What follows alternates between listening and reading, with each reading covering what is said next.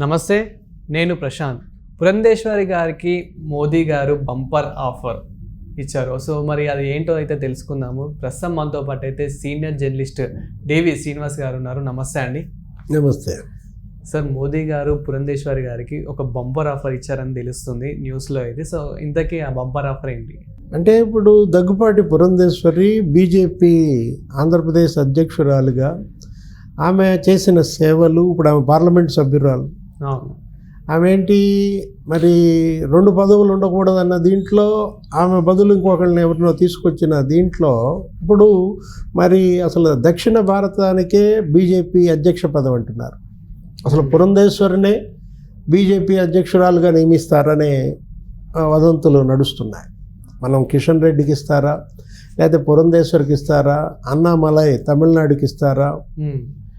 అన్ని రాజకీయ పార్టీలు ఇవాళ అధ్యక్షులుగా జాతీయ పార్టీలు దక్షిణాది వాళ్ళు ఉన్నారు.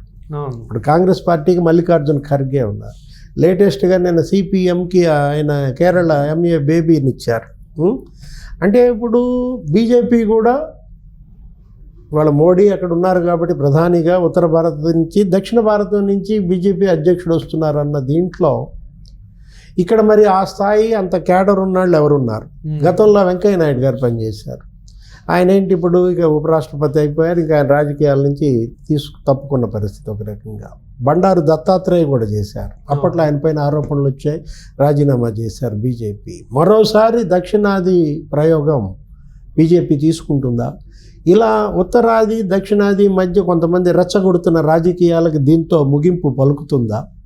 అంటే ఇప్పుడు రాబోయే డీలిమిటేషన్లో దక్షిణాదిలో సీట్లు తగ్గుతాయి, ఉత్తరాదిలో సీట్లు పెరుగుతాయని ఇప్పటికే పుట్టించారు. మనం చూసాం, స్టాలిన్ అక్కడ మీటింగ్ కూడా పెట్టాడు. దానికి దగ్గర 7 ముఖ్యమంత్రులు, 14 పార్టీల ప్రతినిధులు హాజరయ్యారు. రేవంత్ రెడ్డి వీళ్ళందరూ కూడా వెళ్ళారు. జగన్మోహన్ రెడ్డి జగన్మోహన్ రెడ్డి గోడ మీద పిల్లి అతనేదో ఊరికి ఒక లేఖ రాసి వదిలేసి మళ్ళీ వెళ్తే ఎక్కడ మోడీ కోపం వస్తుందో, మళ్ళీ బెయిల్ రద్దు అయితే జైలుకి వెళ్ళాల్సి వస్తుందో అని వెళ్ళాల.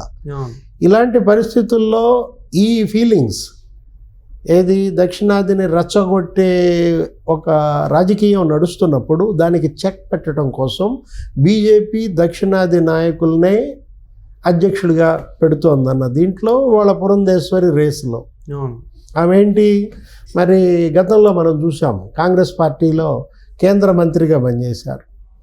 ఇప్పుడు 2004, 2009 ఆమె 3-4 పోర్ట్ఫోలియోస్ నిర్వహించారు. అటు మానవ వనరుల అభివృద్ధి మంత్రిగా. మన్మోహన్ సింగ్ క్యాబినెట్లో తన యొక్క క్యాపబిలిటీ ఆమె రుజువు చేసుకున్నారు.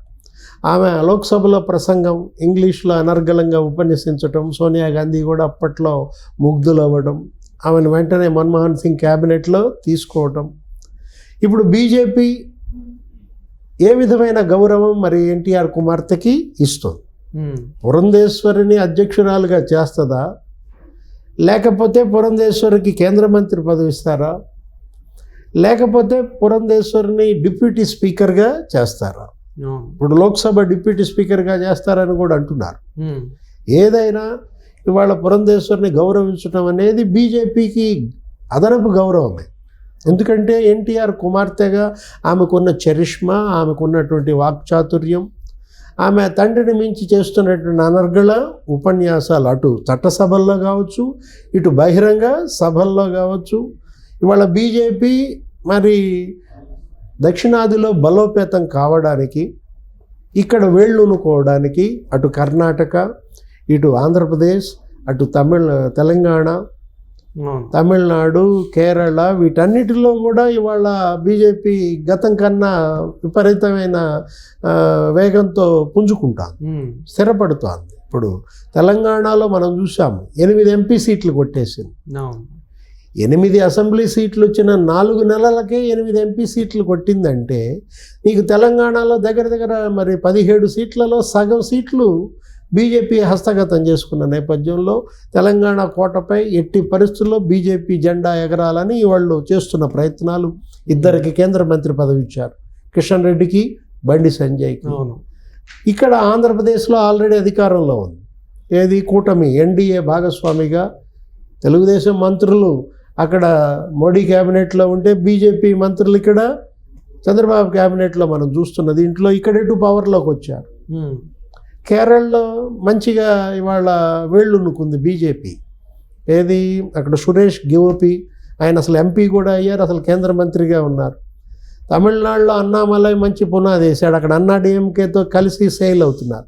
ఇక్కడ తమిళనాడులో మరి 1 ఇయర్లో రేపు ఎలక్షన్స్ రాబోతున్న నేపథ్యంలో అన్నామలైని అధ్యక్షుడిగా చేస్తారా? అతను రాజీనామా చేశాడు మొన్న. అన్నామలైకి ఇచ్చే పోస్ట్ ఏంటి?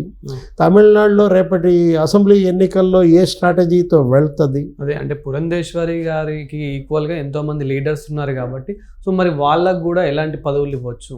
అంటే ఇవాళ సోమ్ వీర్రాజుకి నిన్నగా మొన్న ఎమ్మెల్సీ ఇచ్చారు. ఉమ్, ఇప్పుడు బీజేపీ అనేది ఏంటంటే అటు సంస్థాగతంగా ఆర్ఎస్ఎస్ రాష్ట్రీయ స్వయం సేవకులు పనిచేసిన వాళ్ళు, బీజేపీ యొక్క సిద్ధాంతం భావజాలం అర్థం చేసుకున్న వాళ్ళని గౌరవించడం, వాళ్ళకి పదవులు ఇవ్వటం అది మామూలే. అవును. ఇప్పుడు ఇక్కడ రాజకీయంగా బలపడటం కోసం అటు క్యాస్ట్ పాలిటిక్స్ కానీ ఇటు చరిష్మా వీటన్నిటినీ కూడా తీసుకోవటంలో భాగంగా పురంధేశ్వరికి ఇప్పుడు బీజేపీ అధ్యక్షురాలుగా ప్రకటిస్తారా, లేదు లోక్సభ డిప్యూటీ స్పీకర్ చేసి క్యాబినెట్ హోదా కల్పిస్తారా? ఉమ్, నీకు కొద్ది రోజుల్లో తెలిపోతుంది. అవును. అదేవిధంగా ఇప్పుడు మన మోదీ గారు కూడా అంటే వీళ్ళందరి గురించి ఎలాంటి డిసిజన్ తీసుకోబోతున్నారు ఫ్యూచర్లో? అంటే ఇప్పుడు 3.0 అవును. వాళ్ళ మోడీ మనం చూసాము, వరుసపెట్టి 3 ఎన్నికల్లో గెలిచిన విధానం. ఉమ్, కాంగ్రెస్ పార్టీకి మొన్న కూడా మరి అందని ద్రాక్ష అయింది. రాహుల్ గాంధీ నీకు సుదీర్ఘ పాదయాత్రలు చేశారు. ఏది కన్యాకుమారి నుంచి కాశ్మీర్, అవును. సౌత్ టు నార్త్, లేకపోతే అటు మణిపూర్ నుంచి ఇటు గుజరాత్ దాకా పెట్టుకున్నాడు. ఏంటి ఈస్ట్ టు వెస్ట్.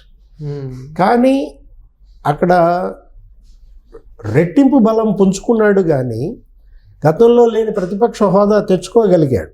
ఒక 100 మంది ఎంపీలు ఉన్నారు ఈరోజు లోక్సభలో. కాంగ్రెస్ బలపడింది, కానీ అధికారంలోకి వచ్చే అంత బలం ఇంకా పుంజుకోలేదు. ఇప్పుడు రాబోయే 4 ఏళ్లలో కాంగ్రెస్ ఏ విధంగా ప్రజా ఉద్యమాలను నిర్మిస్తుంది, ప్రతిపక్ష నాయకుడిగా రాహుల్ గాంధీ ఎంత బలోపేతం అవుతాడు, ఏ విధంగా మరి ధైర్యంగా మోడీ 3.0ని ఎదుర్కొంటాడు. ఇప్పటి వరకు బీజేపీ పైన అవినీతి మచ్చ పడకపోవడం, అవును. ఏ కేంద్ర మంత్రులపైన అవినీతి కుంభకోణాల గురించి ఆరోపణలు రాకపోవడం, ఇవాళ మరి మోడీ 4.0 కూడా మనం చూస్తామా?